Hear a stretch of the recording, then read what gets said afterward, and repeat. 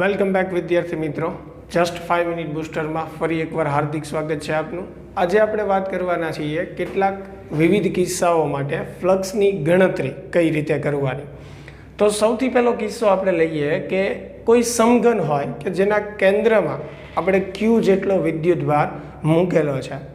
ખાસ વિદ્યાર્થી મિત્રો, ફ્લક્સની ગણતરી માટે એ ખાસ તમારે ધ્યાને રાખવાનું છે કે વિદ્યુતભાર જે છે એ કેટલી બાજુ વહેંચાશે. દાખલા તરીકે અહીંયા કોઈ સેન્ટરમાં વિદ્યુતભાર પડેલો છે તો એની ક્ષેત્ર રેખાઓ જો ધન વિદ્યુતભાર હોય તો આ તરફે બહાર નીકળતી હોય, આ તરફે બહાર નીકળતી હોય, આ તરફે બહાર નીકળશે, આ તરફે બહાર નીકળશે.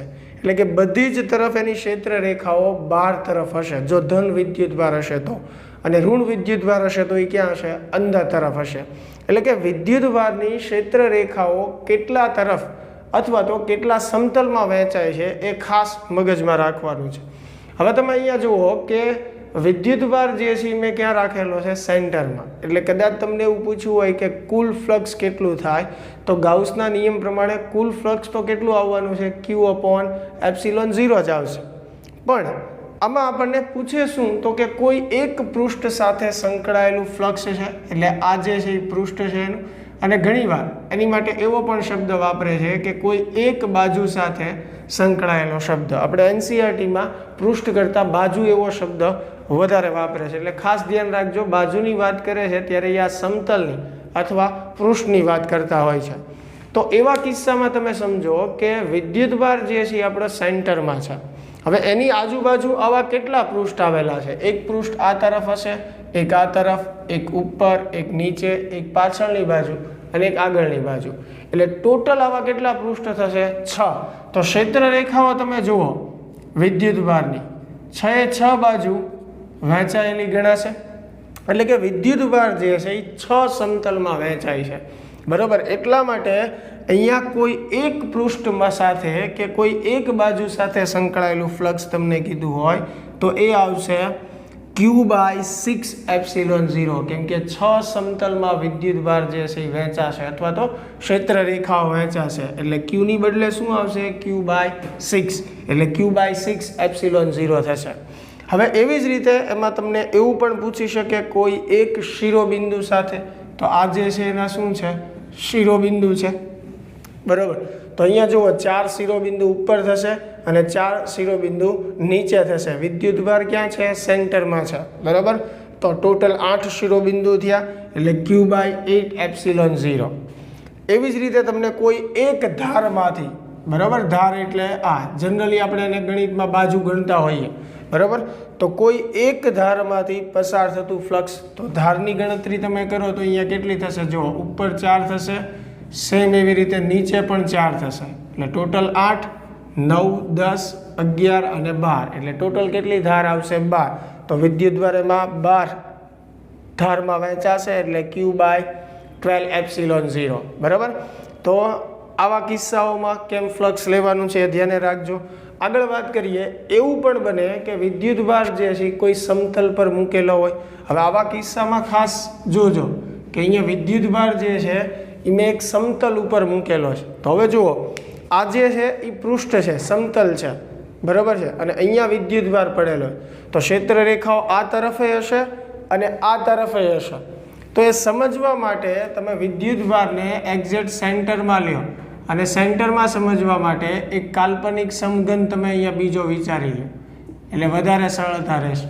તો એવું વિચારીએ કોણ તમે કે ભાઈ બે સમઘનની વચ્ચે વિદ્યુતભાર છે, બરાબર. બાકી ડાયરેક્ટ એ તમને સમજાઈ જાય કે ક્ષેત્ર રેખાઓ આ તરફ પણ હશે અને આ તરફ પણ હશે. તો હવે જો આપણને એવું પૂછે કે ભાઈ આ ઘન સાથે સંકળાયેલું ફ્લક્સ અથવા કોઈ એક ઘન સાથે સંકળાયેલું ફ્લક્સ, તો તમે સમજો વિદ્યુતભાર સમતલ પર છે તો સમતલની આ બાજુ પણ ક્ષેત્ર રેખાઓ હશે અને આ બાજુ પણ હશે. એટલે બંને બાજુ ક્ષેત્ર રેખાઓ વહેંચાશે. એટલે કોઈ એક ઘન સાથે સંકળાયેલું ફ્લક્સ Q/2ε0 થશે. બે ભાગમાં વહેંચાશે. એવી જ રીતે જો આમાં તમને એમ પૂછે કે કોઈ એક પૃષ્ઠ સાથે એટલે કે કોઈ એક બાજુ સાથે સંકળાયેલું ફ્લક્સ, જેમ આપણે આમાં લીધેલું હતું, બરાબર. તો અહીંયા જોજો, આ જે બાજુ કે સમતલ છે એમાં ક્ષેત્ર રેખાઓ આ તરફ પણ હશે અને આ તરફ, એટલે પરસ્પર વિરોધી દિશામાં થશે, એટલે અહીંયા નેટ ફ્લક્સ જે છે એ કેવું થઈ જશે, આ સમતલનું શૂન્ય. તો બાકીના સમતલ જે છે એમાં આપણે ફ્લક્સની ગણતરી કરવી પડશે. તો બાકીના જે સમતલ વધ્યા છે એ તમે ગણી લ્યો બંને ઘનના થઈને, અને કેટલા થશે, 10 થશે. એટલે 10 સમતલમાં કે 10 પૃષ્ઠમાં વહેંચાશે, એટલે કેટલું થશે, q/10ε0. બરાબર. ચાલો આગળ જોઈએ આપણે. ધારો કે એવું પણ બને કે વિદ્યુતભાર જે છે સમઘનના કોઈ શિરોબિંદુ પર મૂકેલો હોય. તો હવે આમાં ખાસ ધ્યાન રાખજો કે વિદ્યુતભાર જે છે એ સેન્ટરમાં રાખશો એટલે તમને વધારે ખ્યાલ આવશે. ક્ષેત્ર રેખાઓ કેટલી તરફ વહેંચાઈ રહી છે એ ધ્યાને રાખવું જરૂરી છે. તો એની માટે તમે શું કરો, જુઓ આ બાજુ પણ એક સમઘન તમે ધારશો. બરાબર. તો વિદ્યુતભાર જે છે અહીંયા છે ઉપર, તો પાછળની તરફથી તો ખુલ્લો થશે ને, તો પાછળ 2 સમઘન તમે મૂકશો એટલે ટોટલ કેટલા થશે, 4. બરાબર. પણ હજી ઉપરની બાજુ તો ખુલ્લી જ છે, તો નીચે 4 છે, એવા ને એવા તમારે ઉપર 4 સમઘન ધારવા પડશે. તો ઉપર 4 અને નીચે 4, ત્યારે આ વિદ્યુતભારને તમે સેન્ટરમાં ગણી શકશો. તો હવે જુઓ ટોટલ 7 સમઘન તમારે ધારવા પડશે. એક તો આપેલો જ છે, એવા 7 સમઘન કાલ્પનિક તમારે વિચારવા પડશે. એટલે ટોટલ કેટલા થશે, 8.